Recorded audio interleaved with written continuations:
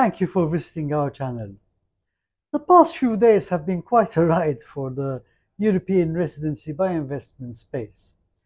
First, Ireland's Justice Minister Simon Harris announced the closure of the popular Irish IIP programme.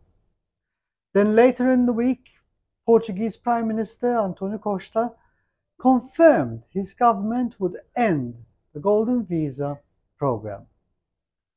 At a press conference after a cabinet meeting dedicated to housing, he cited a fight against real estate speculation in its drive to address the lack of affordable housing. My name is Trafford, co-founder of Portico and Bridge, a firm that helps high net worth and ultra high net worth individuals just like yourselves achieve travel and financial freedom by becoming global citizens. Before we start our preparations for a wake for the Portuguese Golden Visa program, let us look at what will happen after the Prime Minister's announcement last week. To begin with, the government of Prime Minister Costa does not have the legislative competence to effect changes to the Golden Visa program. It can propose, but not change. The amendments have to be approved by Parliament, which is the competent legislative body to rescind or amend laws. Still, I will return to the process that will follow in a minute. However, during the press conference, the Prime Minister said those granted at their end are subject to evaluation. If it is exclusive for real estate, there will be renewals if the real estate investment is for permanent own housing for descendants or is placed on the rental market. And here we do not place any restrictions on being placed on the affordable income market. It's purely and simply placed in the rental market. This is what he said. So of all the things said during the press conference, to me, this is the most concerning comment. Not only for current Golden Visa holders, but for all property owners in Portugal and throughout the Union. God forbid that a government of a European Union country will limit the fundamental human right of free enjoyment of one's property by dictating what he has to do with his property to be able to renew his Golden Visa permit. I am sure I am not the only one feeling this way, and this will be challenged in the Constitutional Court. Imagine you own a holiday home in the Algarve, and one fine day the Portuguese government decides that since you only use the property for vacations, you need to place it on the rental market or sell. What will you say? This principle must be challenged to avoid a precedent being set. Otherwise, our fundamental rights as European citizens and residents to freely enjoy our property that we've worked so hard for can be diminished. So now let us return back to the wake preparations or the postponement of that. There is still a long road before we will see the end of the Golden Visa legislation. As I mentioned, the government needs legislative competence to change the Golden Visa program.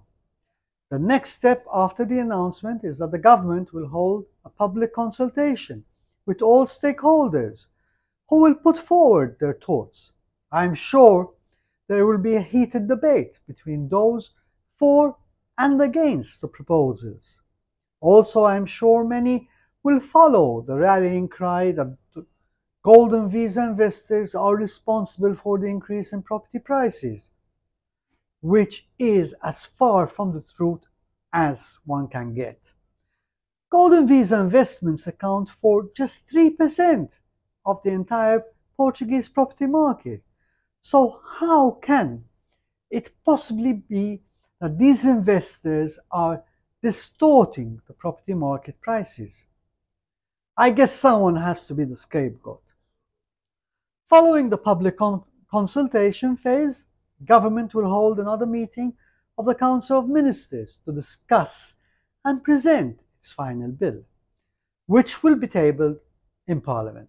Theoretically, the Socialist Party in government have a majority in Parliament and can effectively approve the measures announced without putting forward further amendments.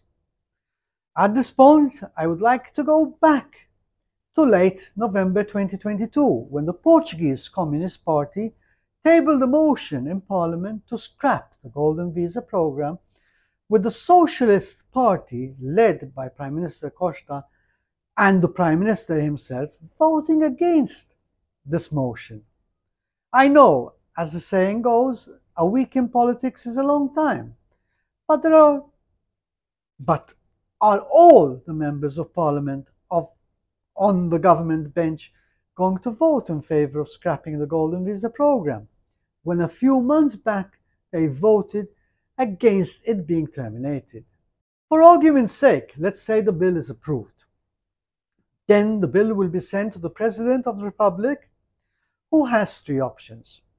He can accept the bill and sign it into law. He does not accept the proposal as worded and returns it to Parliament for further amendments, or the President agrees with the bill but requests the evaluation of the Constitutional Court. So for those of you who have lived or worked in Portugal, just like myself, I would take a deep breath and wait before organizing any wake for the demise of the Portuguese Golden Visa programme, since the saga has just begun and is bound to take several months. Let's be frank, things in Portugal don't happen overnight. May I remind you that the process for the last changes that took effect on the 1st of January 2022 started 2 years earlier in December 2020.